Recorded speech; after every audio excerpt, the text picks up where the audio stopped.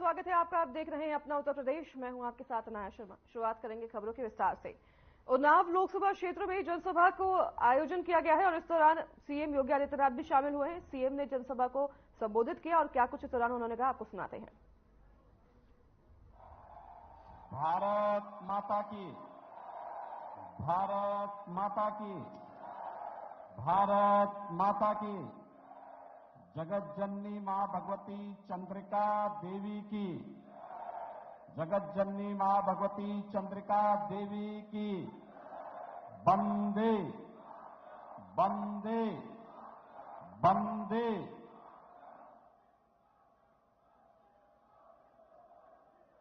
कलम और क्रांति की पावन धरा मां गंगा का आशीर्वाद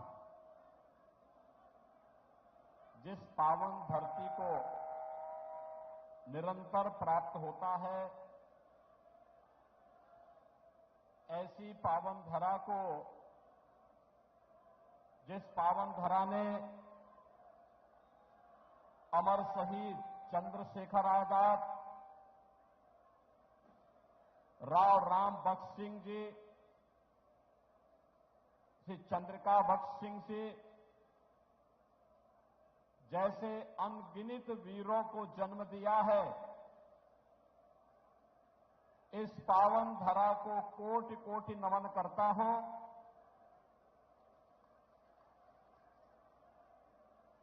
ये उन्नाव की ही धरती है जहां सूर्यकांत त्रिपाठी निराला, पंडित प्रताप नारायण मिश्रा, श्री गया प्रसाद शुक्ल, आचार्य नंद दुलारे वाजपेयी, शिवमंगल सिंह सुमन और हृदय नारायण दीक्षित जैसे महान साहित्यकार पैदा हुए हैं। इस पावन धरा को मैं पुनः पुनः नमन करते हुए अमर शहीद वीर गुलाब सिंह लोधी की इस पावन धरा को नमन करता हूं और आप सबका मैं हृदय से अभिनंदन करता हूं। मंच पर उपस्थित उत्तर प्रदेश सरकार में मेरे मंत्रिमंडल के सहयोगी मंत्री श्री दयाशंकर सिंह जी, विधान परिषद के विधानसभा के पूर्व अध्यक्ष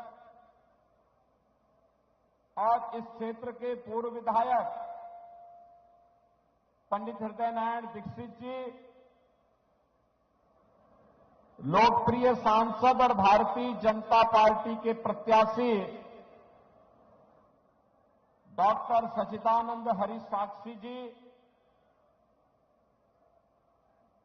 जिला पंचायत अध्यक्ष श्रीमती शकुन सिंह जी, भारतीय जनता पार्टी की जिला की प्रभारी श्रीमती अर्चना मिश्रा जी, जिलाध्यक्ष श्री अवधेश कटियार जी,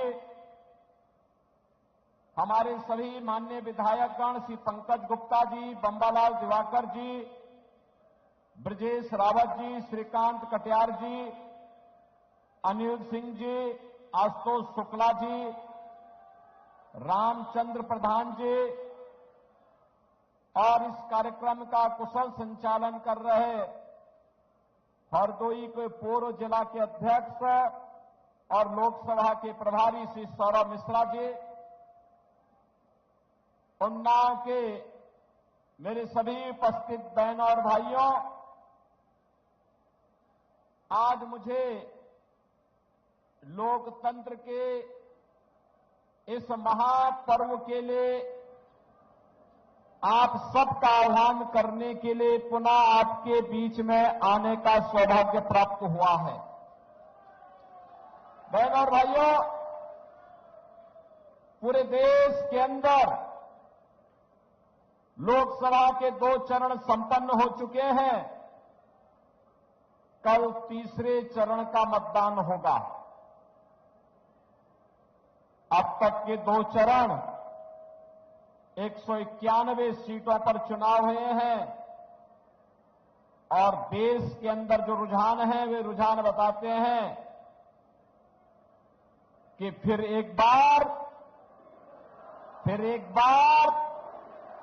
मोदी सरकार। लोग जहां कहीं भी जाओ एक ही बात कहते हैं, मोदी सरकार लाने के लिए लोगों के मन में एक नई उत्सुकता है और ये अचानक नहीं है।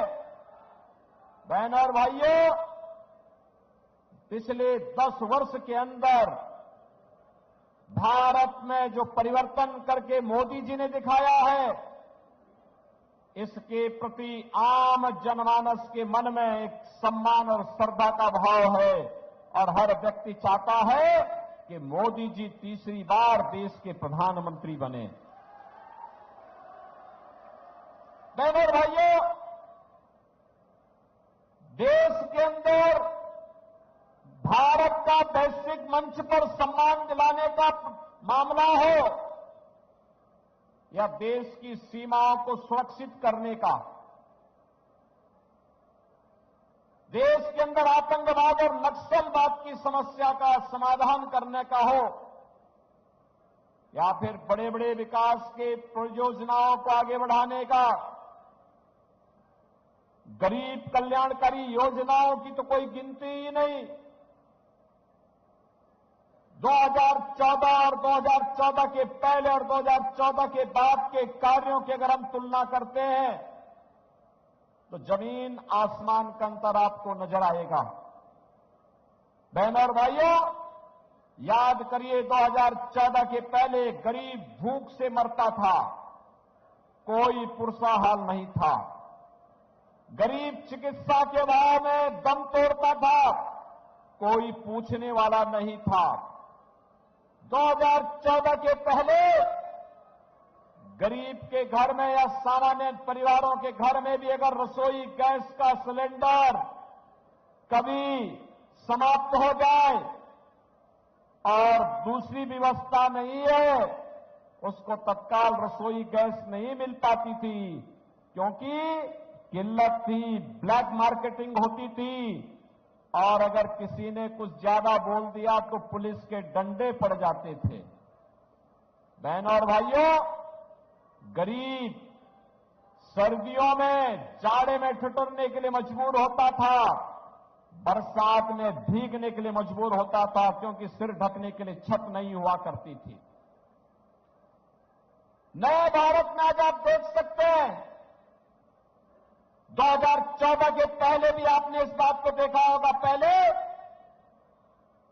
ये गर्मी है, इस समय बुंदेलखंड, बिंद और तमाम क्षेत्रों में टैंकर से पानी जाते थे, गांव के गांव खाली हो जाते थे क्योंकि सूखा पड़ जाता था।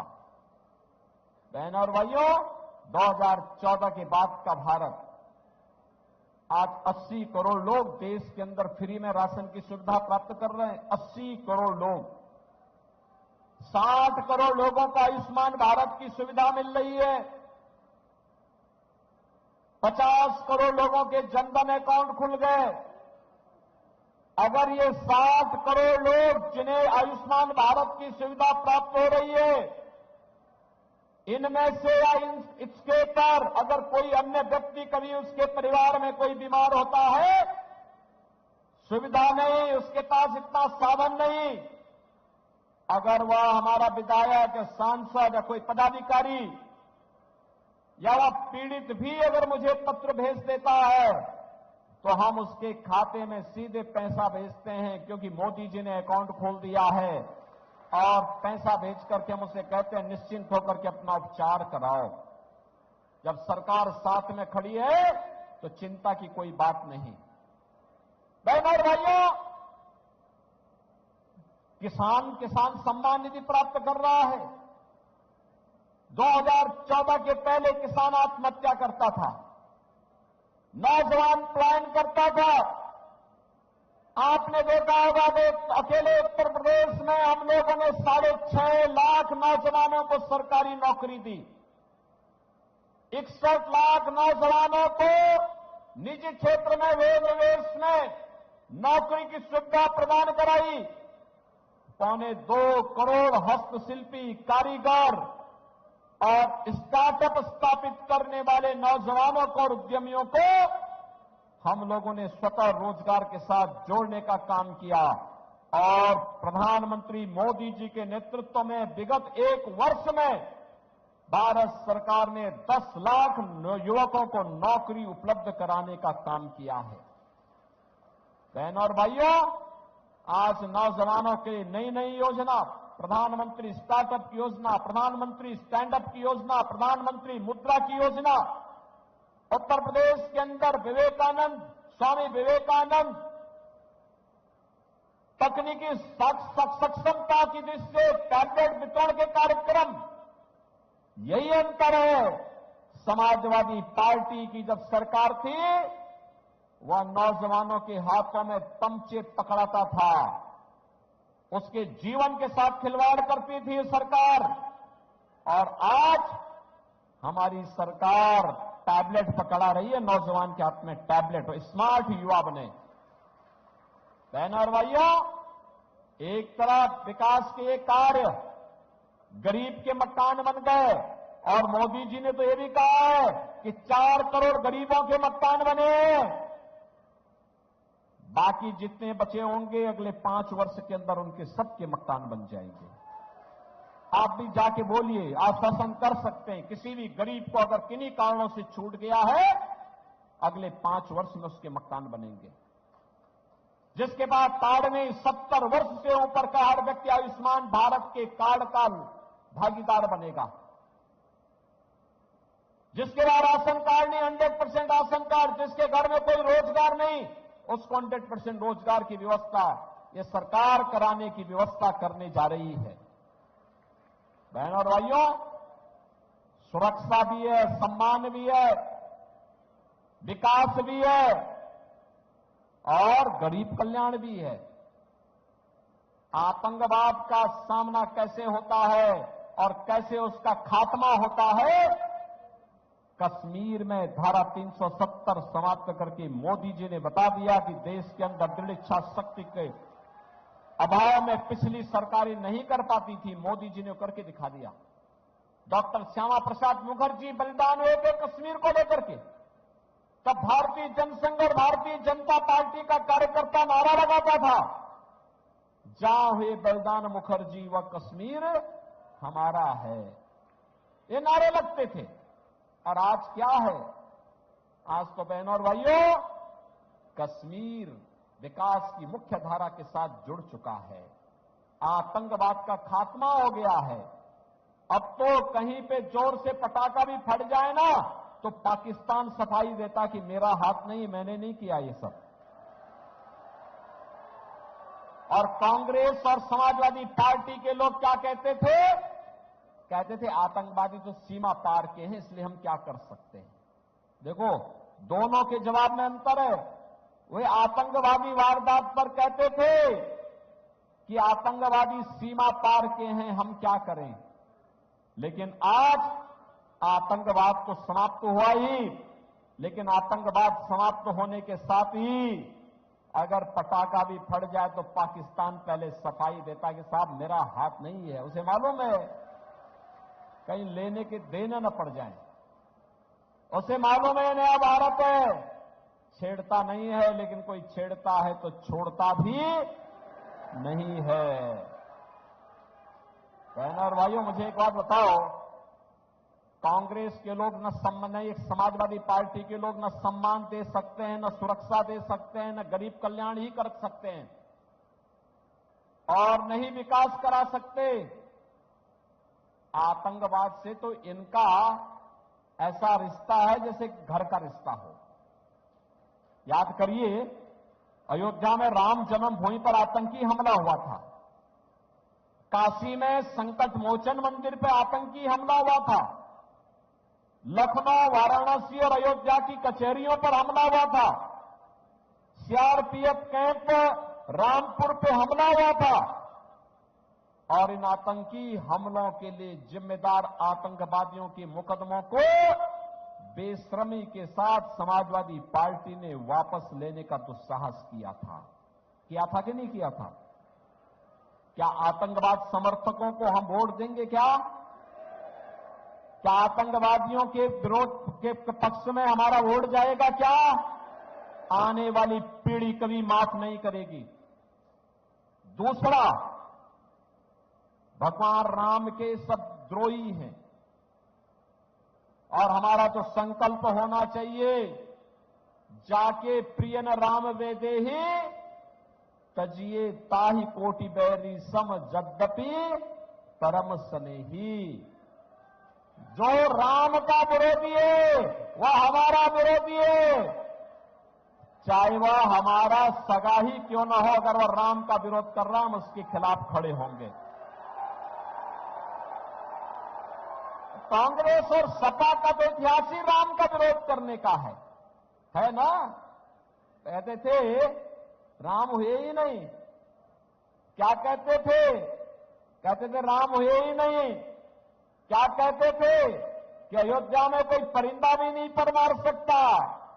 और आज जब अयोध्या में रामलला विराजमान हो गए तो अब इनके स्वर बदल गए, कहते राम तो सबके हैं। ये दोहरा चरित्र इन लोगों का है। बहन और भाइयों, इन पे कभी विश्वास मत करना, कभी विश्वास मत करना। तीसरा, कांग्रेस जो इंडी गठबंधन का सबसे बड़ा भागीदार है, इसका घोषणा पत्र तो देखो। वो क्या कहता है? कहता है अगर कांग्रेस नेतृत्व की सरकार बन गई जिसमें समाजवादी पार्टी भी ढोल बजाने का काम करेगी, तो इंडी गठबंधन क्या करेगी? अल्पसंख्यकों की रुचि के अनुसार खान पान की पूरी स्वतंत्रता देगी। बहनों और भाइयों, मैं ये पूछना चाहता हूं, ये अल्पसंख्यकों की रुचि के अनुसार खान पान क्या होता है? अरे सामान्यतः सावी भोजन तो वही है जो बहुसंख्यक खाता, वही अल्पसंख्यक भी खाता है। केवल एक जगह में फर्क है और वह है इस देश का बहुसंख्यक, इस देश का बड़ी आबादी, इस देश में जन्मी उपासना विधियां गौ मांस का भक्षण नहीं करती हैं, गौ को माता मानती हैं। और कुछ लोग ऐसे हैं जो हिंदुओं को चिढ़ाने के लिए गौ हत्या करते हैं, गौ मांस का भक्षण करते हैं। क्या कांग्रेस गौ मांस को भक्षण करने की छूट देगी क्या? और अपना वोट देके पाप करेंगे क्या? क्या इस पाप में भागीदार बनेंगे?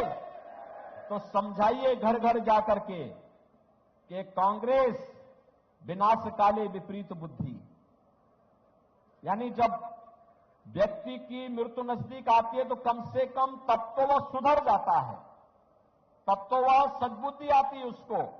और इस बात की सद्बुद्धि आती है कि चलो जीवन भर पाप किया, अब अंतिम समय में कुछ अच्छा काम तो कर लो, लेकिन ये तो जाते जाते भी अपना नरक भी बिगाड़ना चाहती है। और इसलिए बहनों और भाइयों, हम आपसे अपील करने के लिए आए हैं। मोदी जी के नेतृत्व में नए भारत को आपने देखा होगा। ये नया भारत काशी में काशी विश्वनाथ धाम है, अयोध्या में रामलला विराजमान हो गए हैं। 500 वर्षों के बाद रामलला ने होली भी खेली और अपना जन्मदिन भी मनाया है अयोध्या में। देखा ना आपने कितनी भव्यता के साथ। और विंध्यवासिनी धाम में आप जाएंगे, मां विंध्यवासिनी धाम में भी क्या भव्यता है। यहां पे हम लोग आए थे जब दीक्षित जी यहां विधायक थे, मां चंद्रिका धाम में भी क्या भव्य स्वरूप हो गया है। यही तो पहचान है। मां गंगा की अविरलता निर्मलता को बनाए रखने के लिए नमामि गंगे जैसी परियोजनाएं भी काम कर रही हैं। बहनों और भाइयों, यहां पे सम्मान भी है, सुरक्षा भी है, विरासत का संरक्षण भी है, तो विकास भी है। और इसी के लिए भारतीय जनता पार्टी आई आपके पास। मैं जानता हूं कि आप मोदी जी को फिर से प्रधानमंत्री बनाना चाहते हैं। मैं जानता हूं आप साक्षी जी को फिर से सांसद बनाने के लिए अपना आशीर्वाद देना चाहते हैं।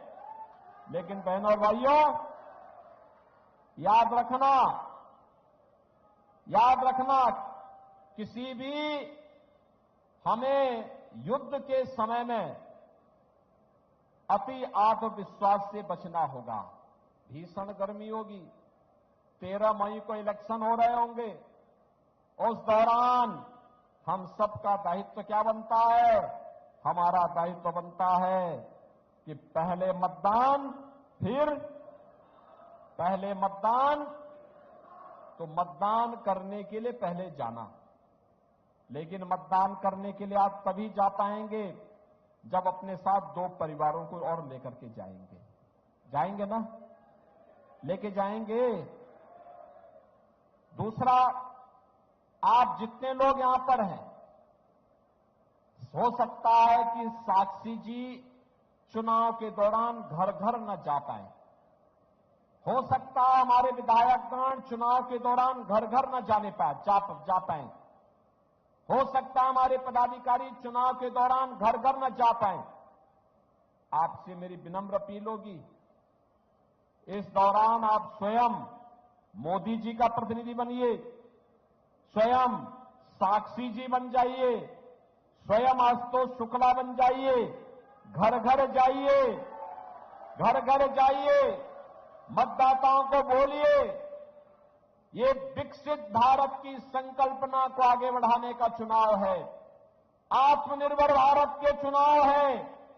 ये चुनाव आपस में बंटने का नहीं है। अगर मतभेद होंगे, मतभेद बाद में दूर हो जाएंगे, लेकिन देश दुनिया की ताकत बनेगी तो ताकत हम सबकी ताकत होगी, उस ताकत के लिए हमें कार्य करना है और इसीलिए चुनाव के लिए हम लोग आए हैं। इस चुनाव में भारतीय जनता पार्टी के चुनाव चिन्ह कमल के फूल के साथ एक एक मतदाता को मतदान केंद्र पर ले जाकर के मतदान करना है, क्योंकि आत्मनिर्भर भारत का मतलब आत्मनिर्भर युवा, आत्मनिर्भर भारत का मतलब आत्मनिर्भर महिला, आत्मनिर्भर व्यापारी, आत्मनिर्भर किसान, आत्मनिर्भर श्रमिक। और जब ये सभी तबका आत्मनिर्भर होता है बहनों और भाइयों, तो भारत आत्मनिर्भर होता है, और भारत आत्मनिर्भर होता है तो दुनिया की एक ताकत बनती है। विकसित भारत की संकल्पना को आगे बढ़ाने में मदद मिलती है। और उसी विकसित भारत के लिए आज हम सब आपके पास समर्थन मांगने के लिए आए हैं। आप सभी कमल चुनाव चिन्ह पर यहां से बाबा को चुनाव जिता के भेजेंगे ना? सभी भेजेंगे, घर घर जाएंगे, मोदी जी को तीसरी बार प्रधानमंत्री बनाएंगे। सभी लोग सहमत हैं?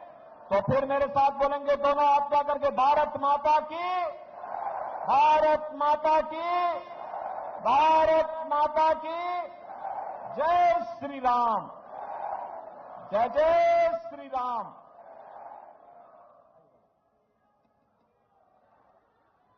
बहुत बहुत धन्यवाद पूज्य योगी आदित्यनाथ जी महाराज जी। तभी आप उन्नाव से मुख्यमंत्री योगी आदित्यनाथ को सुन रहे थे, जिन्होंने मंच से जनसभा को संबोधित किया और इस दौरान उन्होंने अपनी सरकार की उपलब्धियां गिनाई। तो वहीं उन्होंने विपक्ष सरकार पर जमकर निशाना भी साधा। आपको बता दें कि उन्नाव में आज जनसभा का संबोधन जो था उसका आयोजन किया गया था। इस दौरान मुख्यमंत्री योगी आदित्यनाथ वहां पर शामिल हुए और उन्होंने जनसभा को संबोधित किया। इसी के साथ इस बुलेटिन में हमारे साथ बस इतना ही। नमस्कार।